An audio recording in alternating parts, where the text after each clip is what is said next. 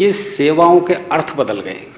देखिए आप, एक सेवा किसी उद्देश्य से की जाती है, लेकिन इनकी सेवा, इनकी कोई सेवा उद्देश्य को लेकर के नहीं। इनकी सेवा तो ये है कि मुझे चैन नहीं पड़ रही, मुझे अच्छा लगता है, मुझे बड़ा आनंद आता है, ये अच्छा लग रहा है इनको अच्छे करने में। लेकिन तुम देखना ज़्यादातर लोग ऐसे हैं, अच्छा करने के लिए ज़बरदस्ती पैर बढ़ाना पड़ता है, इनको ज़बरदस्ती नहीं बढ़ाना। इसलिए तो कहता हूँ मैं तुमसे कि अच्छा करने के लिए पहले ज़बरदस्ती करो, धीरे धीरे जब आनंद आने लग जाएगा तो तुमको भी चैन नहीं पड़ेगी। फिर कहेगा नहीं नहीं पहले तो करनी पड़े फिर अपने आप होए पहले करनी पड़े फिर चैन नहीं पड़ती, भाई मुझे तो जाना नहीं, बड़ा अच्छा लगता है। तो ध्यान पे जब बैठते हैं तो भी ऐसे ही होता है, गुरुजी मेरा मन नहीं करता ध्यान पे बैठने का। तो मैं कहता हूँ भाई बैठने का तो तुम ध्यान की तो बात छोड़ो, ये तो तुमने बहुत बड़ी बात कर दी। अच्छा करने का आदमी को मन करता ही कहाँ है, तुम तो ज़बरदस्ती बैठो वहाँ पे, 1 घंटे का आदत पड़ जाएगी इस मन को, रोज़ाना नहाए धोए और अपने बैठ गए, और तुम तो बैठने का काम करो। और तुमको ध्यान करने, बस तुमको बहुत से पूछते हैं ध्यान करने से क्या मिलेगा। अरे भाई तुम्हें अच्छा लगेगा, ये है सबसे बड़ी बात। तुम ध्यान इसलिए करो कि तुम्हें अच्छा लगे, सबसे पहले तो शुरुआत पहली सीढ़ी से करो, अच्छा लगे तुम्हें। बैठने में लगे भाई मुझे बड़ा अच्छा लग रहा है, उठने का ही मन नहीं करे, अब बस हो गया काम, ये सबसे बड़ी बात है कि बैठ गए भाई। ऐसे ऐसे ये जो सत्संगों में जाते हैं यही तो सबसे बड़ी बात है कि चैन नहीं पड़ रही, कि हमको जाने से अच्छा लगता है। अब बताओ इससे ज़्यादा और बढ़िया क्या चाहिए तुम्हें।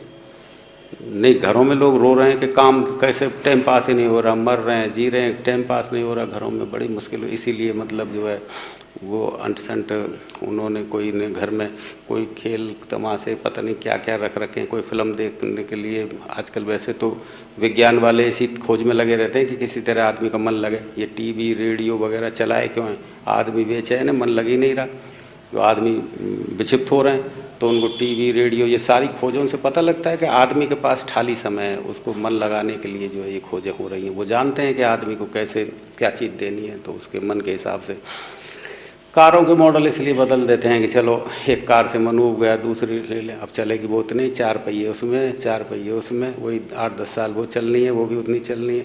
अब वो आदमी अहंकार की पूर्ति करता रहता है, इसमें नहीं इसमें बैठेंगे इसलिए बैठो चलो हटाओ। तो टाइम पास वो कंपनी वाले जानते हैं कि भाई आदमी के पास में किस चीज़ की कमज़ोरी है, उसी कमज़ोरी के हिसाब से वो प्रोडक्ट बनाते रहते हैं। तो कंपनी वाले जानते हैं कि किस तरह से हमको क्या करना है। तो कहने का मतलब है कि आप जैसे जैसे मतलब आपका उस चीज़ में मन लगने लगेगा कि अच्छा लगने लगे तुम्हें, बस अच्छा लगने लग जाए तो बस अच्छा लगने के लिए तो आदमी सारे काम कर रहा है। कोई भी कार देख लो उसको अच्छा लगने के लिए कर रहा है, चाहे वो किसी से मिले जुले, कपड़े पहने, नाखून बढ़ाए, बाल सूंते, वो अच्छा लगने के लिए कर रहा है सारा। तो ध्यान जब अच्छा लगने लग जाए अंदर में तो बस सोच लो कि हो गया काम, अच्छा लगने लगे, अच्छा लगने लगे, उठने का मन नहीं करे, बस काम। अभी तो तुम 10 मिनट बैठोगे, जो बैठा नहीं जाता मेरे को, तो वो दूसरी जगह मन लग रहा है ना, इसलिए वो खिंचाव कर देता है वो दूसरी जगह अच्छा लग रहा है वो चीज़ें खींच लेती हैं। अब धीरे धीरे तुमको वो अच्छा लगने लग जाएगा, वो कमज़ोर पड़ेगा, ज़्यादा चलने लगे, आराम से बैठो। तो बेटा एक बात को तुम समझो किसी चीज़ को कि ये लोग सत्संग करने जाते हैं, सेवा करने जाते हैं, इनका कोई उद्देश्य ही नहीं है, बस अच्छा लगता है, इनको चैन नहीं पड़ती इसलिए भागते हैं। कितनी अच्छी बात है। नहीं तो लोग ये एस्कॉन वालों ने ये खोल रखा है यहाँ, और भी जो है वो सेवा करने के जाते हैं, उनका उद्देश्य है वो संख्या बढ़ाने के लिए जाते हैं, किसी तरह से हमारी संख्या बढ़ती चली जाए। उनको अपने आनंद से कोई मतलब नहीं है, वो बढ़ाने के लिए जाते हैं कि किसी तरह से ज़्यादा लोग आ जाएं। उद्देश्य ये निरुद्देश्य संख्या बढ़ाने की कोशिश करते हैं कि हमारा उद्देश्य तो हमें चैन में लाने का है। बाकी कह के सबसे आते हैं कि आने चाहिए, संख्या बढ़े, हम भी पियक्कड़ और तुम भी पियक्कड़ बनो, हम भी परमात्मा को पी रहे हैं, तुम भी पियो, तो दल ज़्यादा बढ़े तो खुशी तो इनको बहुत होती है कि किसी तरह। एक आदमी जब सत्संग में आने लगता है कितना प्रेम करते हैं ये कि भैया आने लगे, किसी तरह ये भी प्रेमी बने, इसको भी वो सुख मिले, आनंद मिले, तो इनको बड़ा संख्या बढ़ती है, तो इनको भी अच्छा लगता है। लेकिन वो दूसरे नंबर की बात है। पहली बात ये है कि हमको चैन मिले, तो इनको चैन मिलता है, इतना साधना में इतना होता है रस, वही गाने भार बजते हैं, वही भजन भार बजते हैं। किसी की साधना है, किसी आत्मा उन्मुख क्यों नहीं हो जाता वो आदमी, वही भजन इनके बीच में बजा के देख लीजिए आप, कि वो फिर कुछ और देखते ही रह जाते हैं कि यार भजनों में तो कोई बात नहीं है। तो इनके दिल में है कोई और बात। असली बात यह है कि इनके दिल में जो है वो अपने को खुश करने की बात है। तो जिस दिन बेटा इस चाबी को फिराना सीख जाओगे, ताला खुल जाएगा। ताला खुल जाएगा। चाबी होती तो छोटी है बेटा, मतलब महलों के द्वार खोल देती है। इतनी सी चाबी होती है, महलों के द्वार खोल देती है बेटा, ये ध्यान रखना। मैं ये तुम्हें चाबी फिराना सिखा रहा हूँ, ये चाबी लगाना बता रहा हूँ। यदि ये चाबी तुम सेट करना सीख गए ना, तो महलों के द्वार खुल जाएंगे बेटा। ये महलों के द्वार खुल जाते हैं। तो मैं मना कौन करता है कि कोई तो तुम्हारी कोई चीज़ छूट नहीं रही, तुम अच्छे तरह से खाओ, पहनो, रहो, लेकिन बस जिस चीज़ में आनंद ले रहे हो, ये धर्म में आनंद आने लग जाए, अपनी आत्मा में आनंद लगने लग जाए, जीवन बड़ा सुहाना लग जाता है। तुम भी तो कहीं ना कहीं भाग ही रहे हो। वो भी धर्म में भाग रहा है, लेकिन वो तुम्हें बुरा लगता है। वो भागता हुआ बुरा लगता है, लेकिन तुम्हारी तरफ तो देखो, तुम भी तो कहीं ना कहीं भाग ही रहे हो। दारू वाला दारू खाने में भागता है, इधर उधर दिल लगाने वाला इधर उधर भाग रहा है, ताश पत्ती खेलने वाला उधर, तुम भी तो कहीं ना कहीं दिन भर भाग ही रहे हो। लेकिन वैसे सभी लोग कर रहे हैं ऐसे कामों को, इसलिए कोई उंगली नहीं उठाता। वो धर्म के पीछे भाग रहा है, कोई आश्रम में जा रहा है, कोई दर्शन करने जा रहा है, वो उनको बुरा लगने लगता है। दिन भर भागता रहता है, दिन भर जाता रहता है, इसको एक ही काम है। अरे भाई, तुमको भी तो एक ही काम है, तुम भी तो कहीं भाग रहे हो, तुम भी कहीं ना कहीं चले जा रहे हो, वो भी जा रहा है। तो जो है असली आनंद और असली मज़ा जब आने लगेगा ना, तो अलग ही वो है। लापिला दे साखिया पैमाना पैमाने के बाद, होश की बातें करेंगे होश में आने के बाद। तो ये तो पियक्कड़ों का जमावड़ा है। तो वो जो मैं सुनता हूँ कभी कभी ये गज़ल वगैरह, तो मैं सोचता हूँ कि ये यदि सही अर्थों में लिए जाएँ ये चीज़ें, तो हर एक व्यक्ति भगवान को ही गा रहा है। हर एक, जब मैं गाने सुनता हूँ या गज़ल सुनता हूँ, तो मैं देखता हूँ कि हर एक व्यक्ति गा तो उसी को रहा है, अर्थ नहीं समझ रहा, तो वो बेअर्थ हो जाते हैं। एक आदमी दारू के ऊपर लगा के इस चीज़ को सुन ले तो दारू खाने की तरफ भागेगा, और इसी गाने को यदि कोई भजन में लगा के परमात्मा पे लगा के सुने तो वो परमात्मा के तरफ भाग जाता है। ला पिला दे साखिया पैमाना पैमाने के बाद, होश की, अरे होश में आएंगे जब बात करेंगे, अभी तो तू इस बेहोशी में रहने दे मुझे। ये बेहोशी का आलम बड़े मज़े का आलम है। इस बेहोशी में जो आनंद मिल रहा है ना, वो यदि होश में आ गए तो वही ताबड़तोड़ है। फिर वो ताबड़ होश में मत आने दे हमें, तो हमें ताबड़तोड़ में मत फंसा। होश की बातें करेंगे, ये तो बाद की बात है, होश में तो आने दे पहले। अब जब तक बेहोशी रहने दे मुझे, होश की बातें करेंगे होश में आने के बाद। ला पिला दे साखिया पैमाना पैमाने के बाद। पैमाना जानते हो भाई, गिलास में दारू पीते हैं ना, तो वो तो दारू पे लगा के गा रहे। मैं तो भगवान का भजन समझ के सुनता हूँ, जो भी सुनता हूँ। ये है शुरू में, मतलब एक टेप रिकॉर्डर थी मेरे पास में, तो उसमें गज़ल भरी हुई थी, तो ऐसी गज़लें सुनने का शौक़ था मुझे, पुराने गीत गज़ल वगैरह।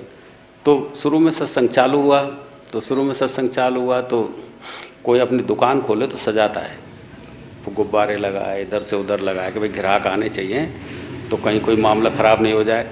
तो शुरू में सत्संग चालू हुआ था, तो मेरे घर में टेप रिकॉर्डर पे वो ये गज़लें थी, और वो फालतू की बात है और गज़ल जो दुनियादारी में भी नहीं फिट होती सही।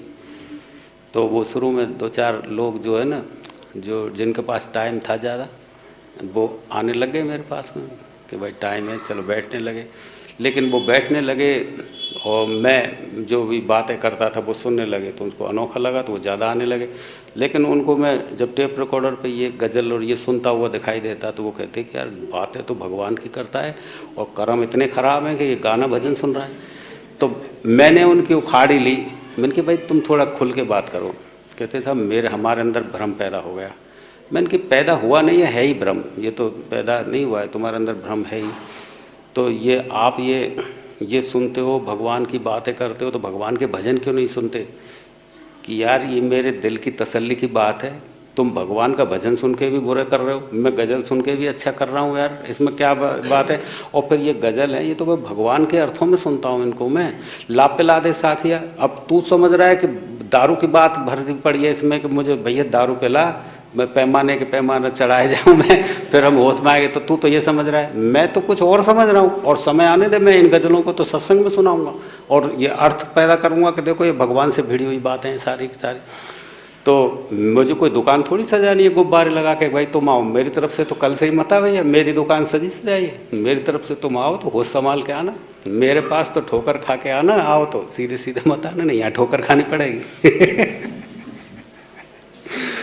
जो भैया उनके वो भजन सुनते थे और उनके ध्यान लग जाता था। देखो ये देखिए बात कि वो गज़ल जो हैं, वो गज़लें जो है वो सुनते थे और ध्यान में चले जाते थे। गुरुजी मुझे क्या होता है कि आपके गेट पे आते ही और जब आपकी गज़ल सुनता हूँ मुझे तो पता नहीं एकदम से इतना आनंद आने लगता है, दुनिया खो जाती है।